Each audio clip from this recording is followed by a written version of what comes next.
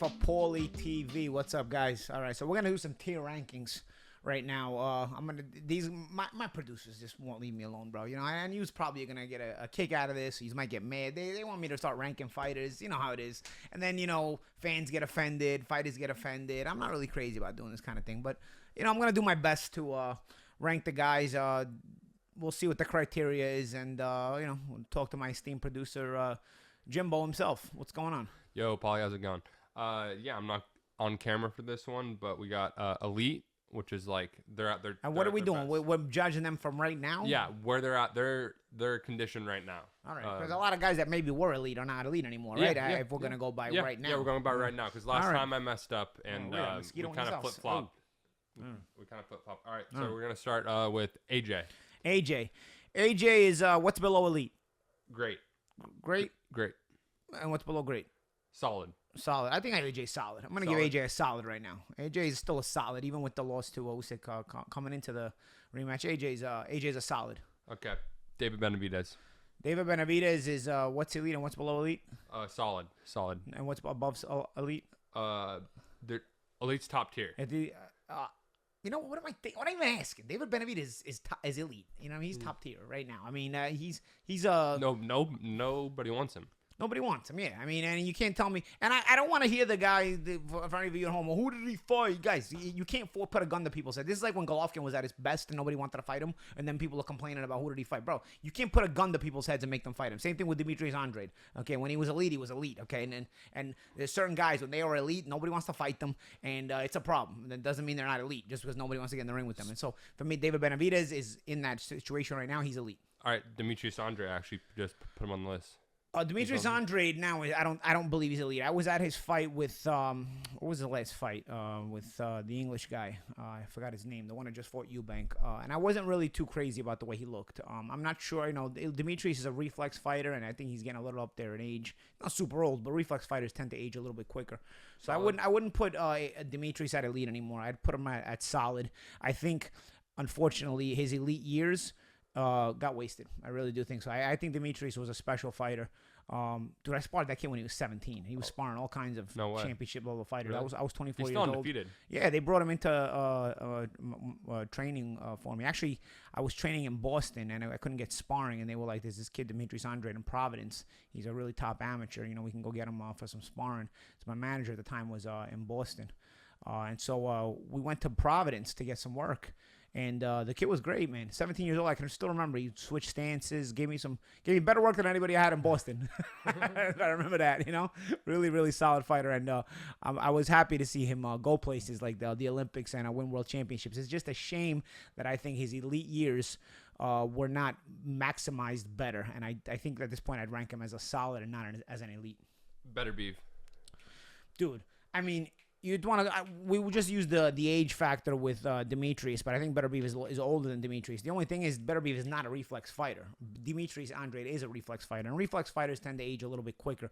Beterbiev is solid fundamentally, rocks in his hands. Dude, it's just different level. I don't know what's up with those guys from like Dagestan, Chechnya, that part of Russia. I always talk about Eastern Europeans are rough, but dude, they're Eastern Europeans from that area, bro. They're like a hybrid alien type of species, bro. I don't know, bro. They're just really rough. So you got him as solid, great. I got him as elite right now. Elite? I mean, what am I? All right, yeah. Is great above elite? Great's right below. Oh, great's right below. Okay. No, I got him at elite, bro. Better be of his elite. I mean, has anyone even come close? I mean, Callum Johnson dropped him with a flash knockdown, and that was only because he decided to just trade with him and that's it, just go for broke, go balls to the wall, and that helped in terms of you caught him and you dropped him because although Beterbiev is fundamentally sound, he's flat-footed, so he can be hit if you just swing for the fences against him. But the problem is, you swing for the fences against him and you stay there doing that long enough, he's going to get to you. I mean, Joe Smith tried the same thing, and that didn't pan out for him very well. It's pretty wild because I would assume age will eventually catch up to him, but you got to be able to hang in the ring with him in order to make that age catch up to him. And right now, he's the kind of guy that if you just try to go take it to him, you might have some early success, but then he'll knock you out. I remember I was at the Alexander Vazdig fight, and I thought Vazdig, who's a phenomenal boxer at the time, really did well early on in the fight. Was a really technical fighter, but ultimately the beast Beterbiev got to him and stopped him. All right, Conor Benn. I think Conor Benn is I like Conor Benn. I think I would put Conor Benn as solid, dude. I mean, I would put solid right now. I mean, maybe even great, because we're talking about ranking him right now. I would put Conor Benn ahead of AJ at this moment. If we're as far as I think AJ is probably on the way down. Because we're ranked guys. Remember, the criteria is right down how you feel about them the way they are this instant.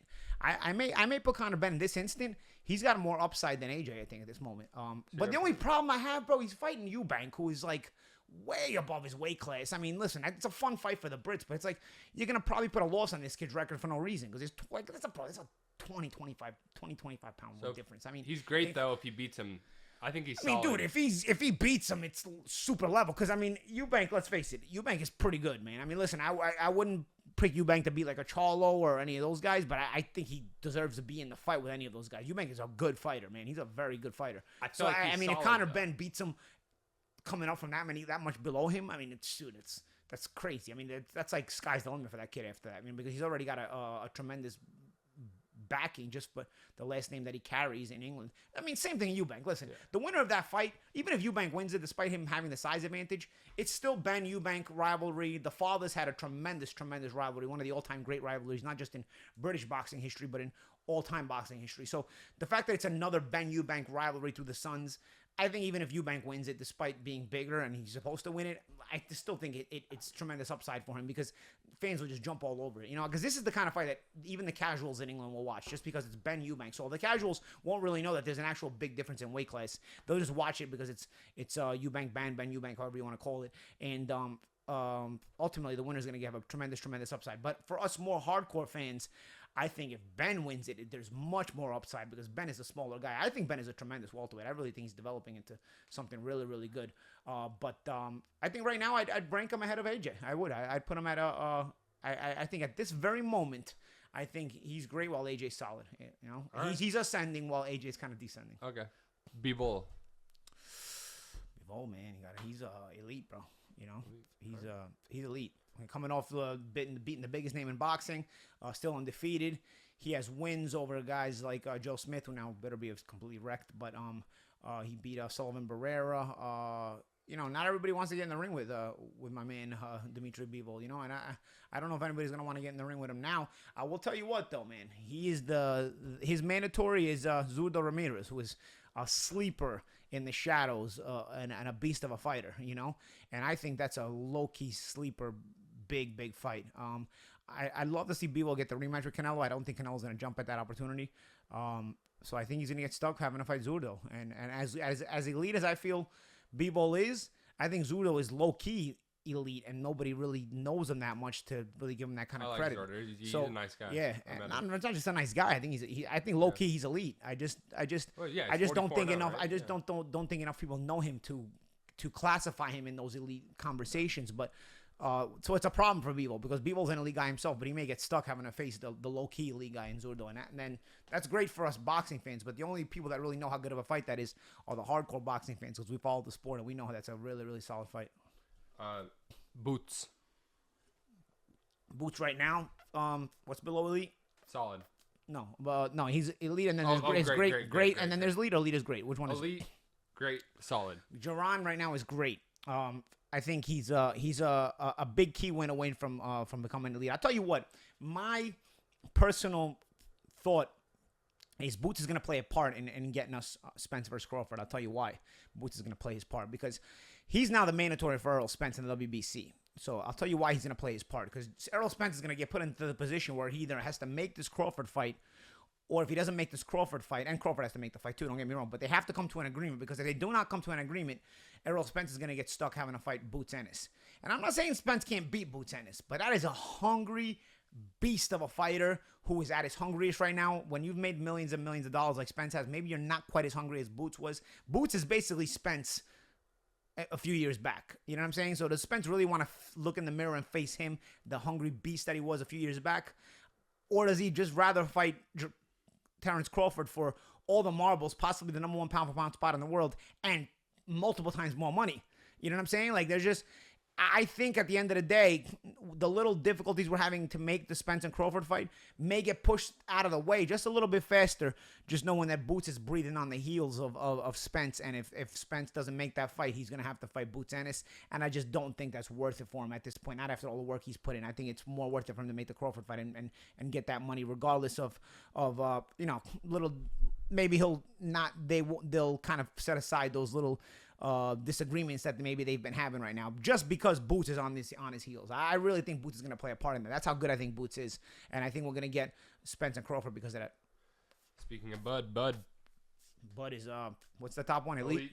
There's no question about it. He's my number one pound for pound, so that's not even a conversation. Terrence Crawford is elite. Canelo is elite. No, great. Right? Was it below elite? Yeah. At this moment. Listen, he's been elite at times. Right? At this moment, we're gonna put him great.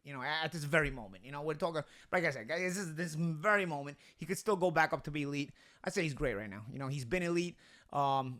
He's gone through all the bars. He's been everything. He's been elite right now. I think he's great, but he's a key win away from being elite. If he beats Golovkin, does he become elite again? I mean, I think everybody expects him to beat a 40-year-old Golovkin. Maybe we'll see in the manner how he beats Golovkin that we'll see if he can go back to elite. Golovkin or if he stops him. Yeah, I mean, Golovkin's never been stopped, so whether it's 40 years old or not, I think that's a statement to stop him. I think it's still a statement if he stops him. Yeah, I personally stop Canelo as elite. Yeah, I don't know if you can come off of a loss in this day and age and still be elite, but I mean, I'd call him great, and I'd put him in elite with a certain kind of win over Golovkin, despite the fact that Golovkin's 40 years old. I think he's right. Listen, he's young enough to where he can still easily be elite. You know what I'm saying? Yeah. And let's face it, the Bivol loss is almost forgivable. He did try to bite off more than he could chew, but he did at least go for it, and you get some credit for that. Jack Catterall. Jack Catterall's solid. I want to see more of him. I think they have the Josh Taylor rematch made, right? Did they make that fight? Yeah. I think he's solid. I think there's a lot of upside to Catterall. Listen, Josh Taylor may show up much readier and wipe him, but it doesn't mean that Catterall is not a guy who should be eliminated from the big time. I think he's a crafty guy. I'm very interested in that rematch. I'm interested if that was just a bad style matchup for Josh Taylor, in which case this will be another tough fight for him, or if Taylor's able to make the adjustments and beat Catterall more convincingly. Yeah, we've seen enough from Catterall already to this point in his career to where we know that he's a solid fighter, a crafty fighter, and a guy who's very fun to watch, to tell you the truth, man. He knows how to win fights, and he knows how to win at this level. So I'd certainly rate Catterall regardless. We got Chisora, solid and fun. One of the most fun fighters in the sport. Still somehow remains relevant. Still somehow remains. Listen, he plays his part, bro. He's one of the more fun fighters, and not only is he a fun fighter, he's a fun character as well. One of the guys that I think everybody enjoys to watch on both in interviews and in fights, and that's certainly a fun fighter for me. Danny Garcia, still elite, still winning. You say he's elite. I still got him as elite. He just beat Benavidez. I still got him as elite because he's gonna be an elite in elite. Listen, he came off the loss to who? Porter. Who do you lose? Spence. Okay, yeah. So he's lost to Thurman and Porter in very, very close fights that could have also went his way, and then Spence beat him. But dude, that's. You gotta put him over Canelo. Yeah, dude. I mean, bro, Danny Garcia has really never been beaten convincingly, with the exception of the Spence fight, where he lost that fight. Canelo probably has a few wins that he shouldn't have won. You know what I'm saying? Like, it's the opposite. So, I mean, and Garcia's coming off of a win. Mm-hmm. Listen, is it at the tail end of his career? Yeah, but until he finally gets put out of his misery, like eventually most of us do, right now I've still got to put him in elite level.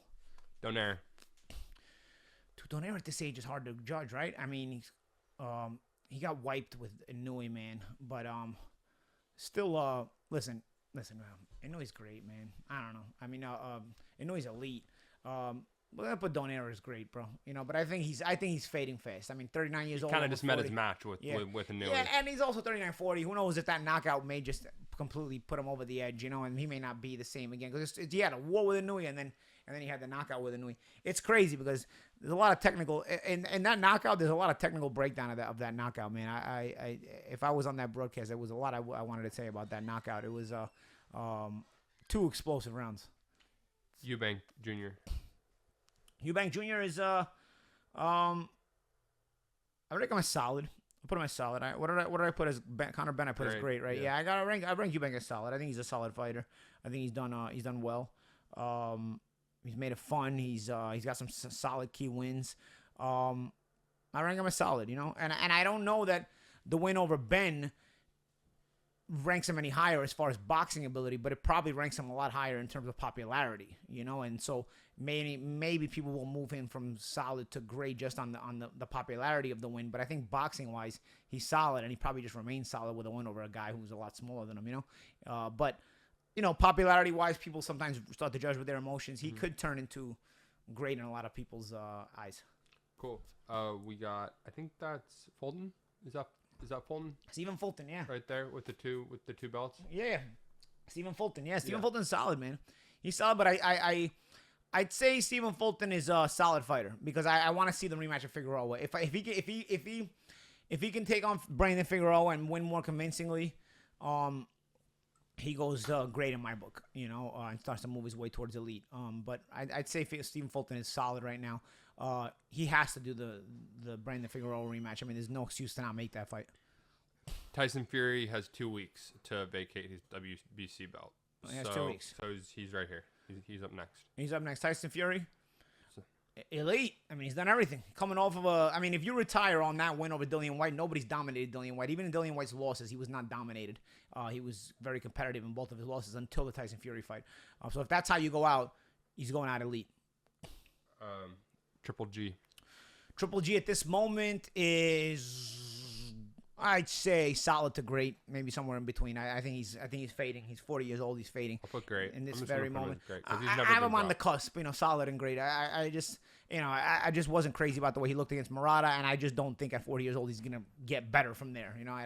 And he's fighting Canelo, so it's only gonna get worse, I think.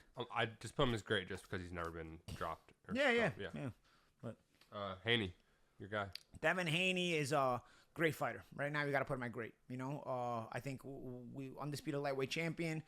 He went from he would have been solid up until the last fight, but I think he won the undisputed title, and the fashion way he did it. Doesn't matter what you think of George Kambosos, whether they should have been there or not. The bottom line is George Kambosos was there, and Devin Haney became the undisputed world champion with a win over George Kambosos, who, like it or not, was the undisputed champion before that. As you saw Teofimo Lopez when he fought against Pedro Campa, he was mentioned as the former undisputed world champion, which means Kambosos took the undisputed title from him, which Haney took from him. So Haney was playing pretend until he beat Kambosos, guys.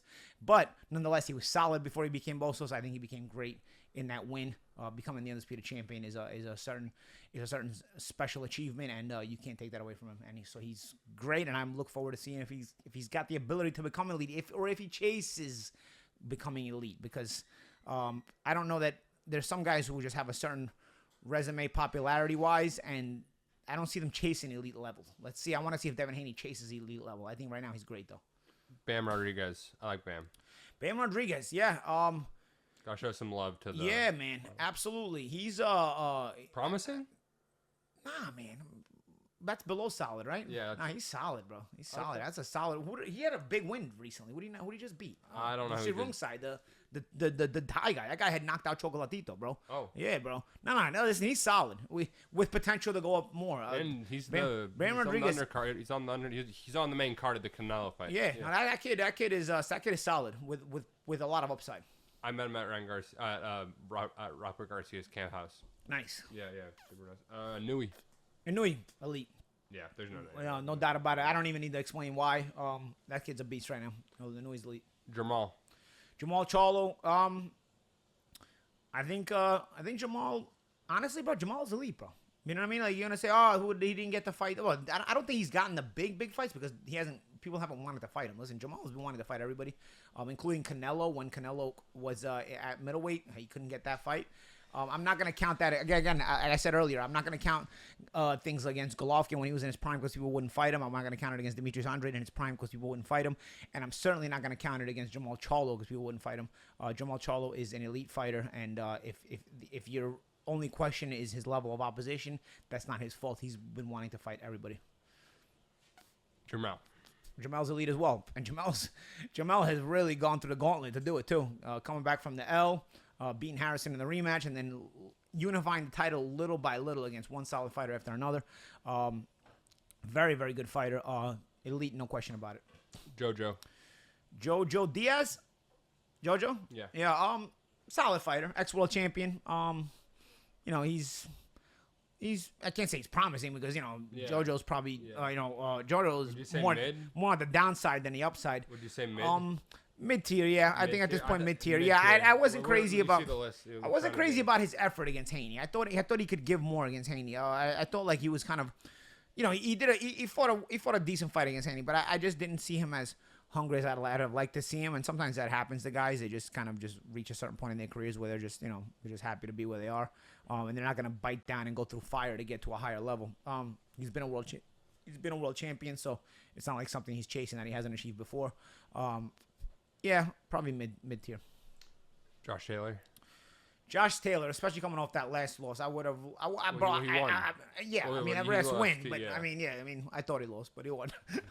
I had him elite, no doubt about it. Before that, I'm gonna drop him to between great/elite. I want to see him in the Catterall rematch. Very tricky banana skin there for Josh Taylor and Jack Catterall. George Kambosos, solid. Listen, Kambosos is solid. I think Kambosos has done a lot with being not as talented as some of these other guys at that level. And he's been the undisputed lightweight champion. So that in and of itself is a great accomplishment that most fighters will not accomplish, and you can't take that away from him regardless. Solid fighter. And I think he's going to be, listen, against the right style, Kambosos is going to put you in a fight. He just, he's just not talented enough to ever put Haney in a fight. I don't think that he's going to do well in the rematch either.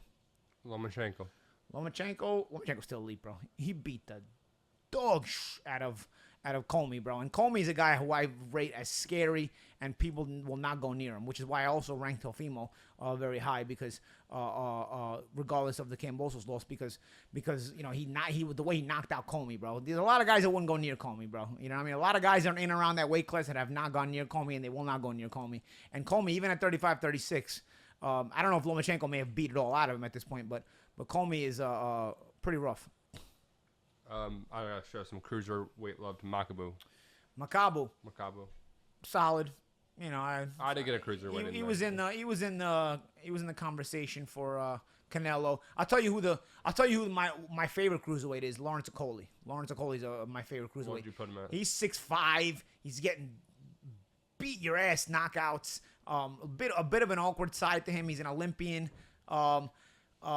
Association with AJ has really given some good promotability as well. I think Okoli's very, very difficult to deal with. Bro, I'm telling you, at cruiserweight, he's a handful, bro. 6'5", and he hits like a truck, man. And in a weight class where the Eastern Euros are really, really scary, I think Okoli's scary to them. Honestly, I mean, and like I said, I usually am a believer that where Eastern Euros live, in a weight class where Eastern Euros live, they're the nightmare for everybody else. But I'm telling you, Okoli has some qualities to him that I think he's a nightmare to the Eastern Euros. And I probably won't say that about very many weight classes, very many fighters. But I'm telling you, Okoli he's not the prettiest style, but bro, that guy is really, really rugged. It's just I think he's too skinny to ever move up to heavyweight. I don't know how he'd fill out. He's very, very skinny. And it's crazy because usually a great cruiserweight, you'd say, okay, he's got to go to heavyweight. I don't know, though, man. I mean, I don't know if he has to fill out a lot to be like a scary heavyweight because those guys are pushing him around at that skinny. But, man, being that skinny and that size at cruiser and hitting like that and having a bit of awkwardness to him, although solid fundamentals, nonetheless, I mean, it's crazy. I'm thinking all these things. But that guy's scary. That guy's a good fighter. That's probably my favorite cruiserweight. Conor McGregor.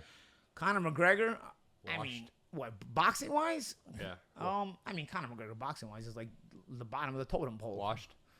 What's lower than washed?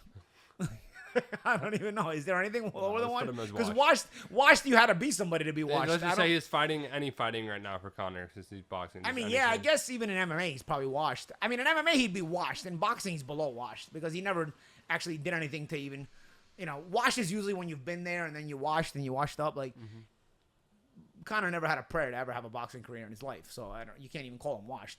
Wishful thinking. It's like, he's washed in MMA, not in boxing.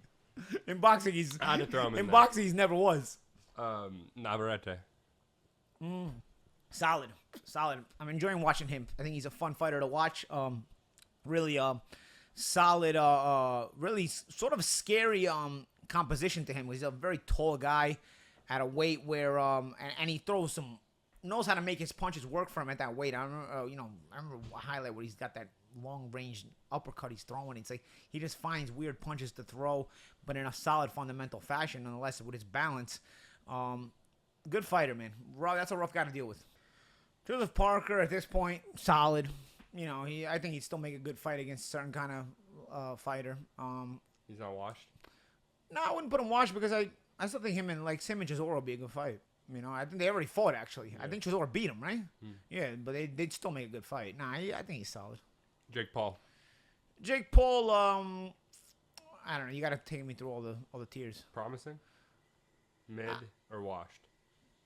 Mid is below promising? Yeah. Yeah, I'd probably put him at mid right now. I don't know if he's promising. I think his promotability is promising, but I don't know if his boxing is promising. We'll see. AB. AB is, I guess we're going to have to see where we go after the Figueroa fight. Mid? Because he's mid to, what's after mid? Promising. Well, you can't only use promising only in a caliber of a prospect. Yeah, promising is weird. He's mid to solid. Mid to solid, it's going to really depend on the Figueroa fight. In a way, he is promising because if he beats Figueroa... That's what I'm saying. He's mid to promising. Yeah, I say but the problem with that fight is the winner... they're both mid to promising, but the winner probably... they're both mid to solid, but the winner moves to solid. The loser winds up washed at this point. You know what I'm saying? Like, because it's like a shit or get off the pot type of fight. So they're both probably mid to solid at the moment. I'm just gonna put promising in the fact where AB is with the comeback. Like, maybe, who knows? That's you could say Omar is the same thing. Yeah, Caleb Plant. I think Caleb Plant in this moment is solid, but he could go back to he could have still reached a great status. We'll see how hungry he is. I'm not in Caleb Plant's head. I think he's got great talent, great potential. I don't know where his head is at though. If that all that money after making all that money, making all that money, and he didn't really look that hungry to me when he's fighting Canelo either. So in the ring, his body language, his demeanor. But we'll see. I'd put him as solid right now. Regis Prograis. Prograis is interesting because I don't know that Prograis has the promotional push that some of these other guys have, but I really think Prograis is a great fighter. I do. I just don't think he has the promotional push that some of these other guys have. I'd still put Regis as great, bro. I don't care. I still think he gets in there and he'd give a lot of guys problems even at elite level. I don't think he's an easy night for any elite level fighter at any point. I'd put him as great, yeah. Rolly's solid, bro. Rolly's solid. The knockout loss to Tank, but was fighting a decent fight. He's marketable. He's kind of a character out there, and I do think boxing wise he can compete in and around those weight classes. I just don't know that anybody's gonna really take care of him. There's certain kind of fighters that are just they hover around and they become opponents for stars. So he's gonna have to pull an upset here and there. I was kind of like that, you know what I'm saying? But I was able to pull a few upsets off to kind of keep myself relevant for longer than I should have. But I think Rolly is solid like that. But he's gonna have to the moral victories only go so far. You're gonna have to beat one of those guys, and you're gonna probably be an underdog in most of those fights, but you'll be solid enough to be in those fights. But you're gonna have to find a way to win those fights, and so we'll see if Rolly's able to do that. I think he's solid, but we'll see let's see where his career winds up. Andy Ruiz. I think Andy Ruiz right now is just solid. We'll see. He's fighting Luis Ortiz, who I think probably also gets a solid, but I think there's more upside to Ruiz at this point. He's probably a little bit more hungry, so we'll see because he can if he gets a big win over Ortiz, it's in the manner of which he wins it. I think he'd be able to draw some big fights. Gary Russell Jr. Gary Russell's probably at this point, mid-tier. We'll see how he comes back, what health he comes back. And I think at one point he was elite, If he ever comes back? If he ever comes back, he'll come off surgery right? and stuff like that. Now with his father passing and stuff like that. I don't know. I think he's better than his brother, though. The brother that was just won against, who did he be? Bartholomew, I think. I think Gary, the featherweight, was better. Better fundamentals, better solid, some more solid overall. I just don't know that he'll be back to that level anymore.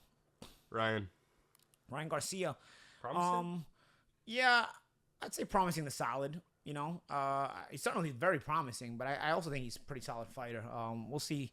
Only he knows if he can really reach higher than solid. I think he's got the potential to, in terms of being gifted, but I just don't know that if he wants to. I always question that about Ryan Garcia, so we'll see. I think Ryan can go as far as he truly wants to go, not as far as he says he wants to go. Because a lot of times you say one thing, but you inside your mind and heart, when you're in the midst of a fight, you really think otherwise. I think Ryan can go as far as he truly wants to go, but I don't necessarily believe what he says. But if he truly wants to go far, I think he can. Shakur Stevenson. Shakur is great on / elite. Honestly, he's right on the doorstep. He's great right now. He just needs the opposition to be elite. He's and Valdez was at one. Yeah. I mean, Valdez stylistically, everybody knew he was going to get washed, but still, Shakur has accomplished great things already. And if I think he becomes elite soon. I think, I think eventually he'll get Lomachenko at the time when Lomachenko's ripe for the taking. I think Top Rank knows when to make that move, and that will be kind of the changing of the guard, and Shakur will move on to elite status and also become a pay-per-view star. Cool. Spence. Earl Spence is elite right now, no doubt about it. One of the top pound-for-pound fighters in the world, and nothing you can say about that. There's some guys that are just not a conversation, and that's one of them. Teofimo Lopez, solid / great. At one time, I would have definitely had him as elite. I think he has elite potential, but right now I put him as solid / great. Thurman, I think right now at this moment, solid. I question how hungry Thurman really is. I know, he's been accomplished a lot, and in his prime, he was certainly great to elite. I don't know how hungry he is to be really in a dogfight. I know when we hear guys talk, you always feel like they could still be in a dogfight, but I don't know that Thurman has in him the dogfight that he once had. I sometimes question that. I think in his prime, at his very best, he had tremendous skills, tremendous power, and a tremendous dogfight inside him. I don't know that the dogfight inside him is still there.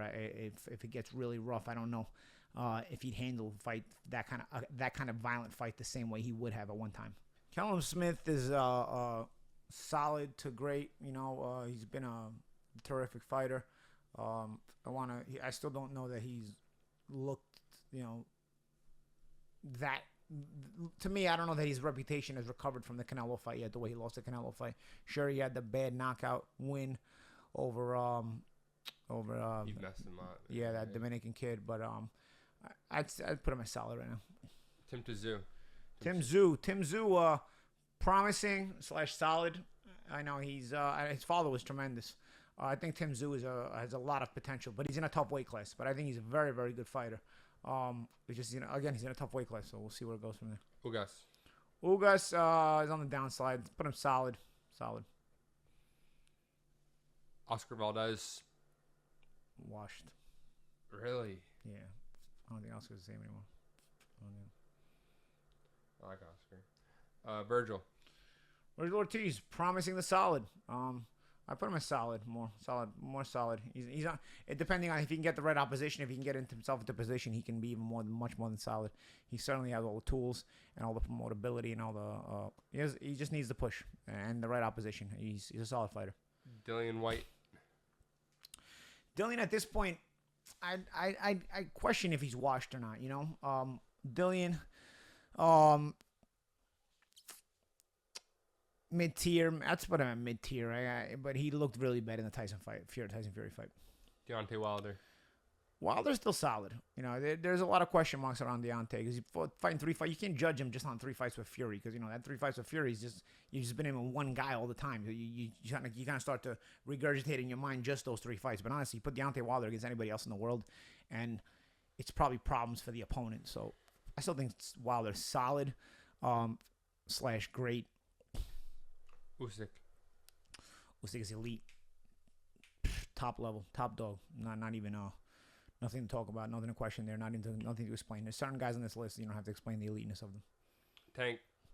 Tank is great. Tank is great. I wouldn't put him elite because he hasn't found the opposition. He hasn't fought the opposition, and this is back basically what I was saying earlier about some other people on the list. I think he's great. I think he has elite potential, but does he want to fight the competition to get him to that elite level? I don't necessarily see these guys wanting to risk their cushy positions. Tank is a pay-per-view headliner, even if he fights the guy who makes my bagels at the corner store. So I don't know that he's really desiring to fight elite level guys. While all these guys are in the conversation to fight each other, Haney, Lomachenko, Teofimo Lopez, all these other guys. It seems like Gervonta Davis always finds some kind of opponent that nobody heard of, and while all those guys are in the conversation to fight each other, and Gervonta's certainly in the conversation, but he never ends up fighting any of those guys or anything close to those guys. Decent opposition, don't get me wrong. Rolly's respectable. Isaac Pitbull Cruz was respectable. You went 12 with Isaac, too. Yeah, no, Isaac respectable, but again, he's fighting guys who we don't hear about until we learn about them in the promotion for the pay-per-view, and that's not really how you're supposed to put a pay-per-view fight out there. Pay-per-view, when I was growing up, was elite fighter that everybody knew versus elite fighter that everybody knew, and that's why the fight had to be on pay-per-view because it was such a big fight. If it was elite fighter against the guy you didn't hear of, even if the other guy was good, it wasn't on pay-per-view. So if you're gonna give him these kind of pay-per-view privileges, even against non-pay-per-view opposition, I don't know that he's gonna want to really risk his cushy position and try to become elite when he can give you the perception of being elite when in actuality he's probably solid to great. Beat. 50 now. You can't even put into words the eliteness of beat. It's. I mean, when you get more KO wins than you have fights on your record, that's self-explanatory in and of itself. I wouldn't be able to put it into words to give enough credit to Beat's elite level status. It's just I'm not worthy of that of speaking to that level. Beat is elite and then some. And anybody we missed that I didn't throw in there that you could think of? Dude, I don't even like these lists. We just did them just for you so you could discuss them and talk about them and leave them in your comments. I'm not crazy. I'm not even crazy about these lists, to tell you the truth. So if we missed anybody, you guys feel free to leave their names in the comment section. And at me. You can at you. They can. You can just get mad at me for the list. The producer Jimmy, he works hard. Don't go easy. Go easy on him. We're teaching him the role. We're teaching him the boxing. We're teaching him the works, the ways of us boxing fans. But nonetheless, we'll close it out here. Like, comment, subscribe, guys. Let me know your thoughts on this list and how we rated everybody. And let me know how you would rate some of these fighters. You might agree, you might disagree. And again, let me know if we missed anybody and how you might want to rate them as well. I'm Paulie Malignaggi, and this is Paulie TV.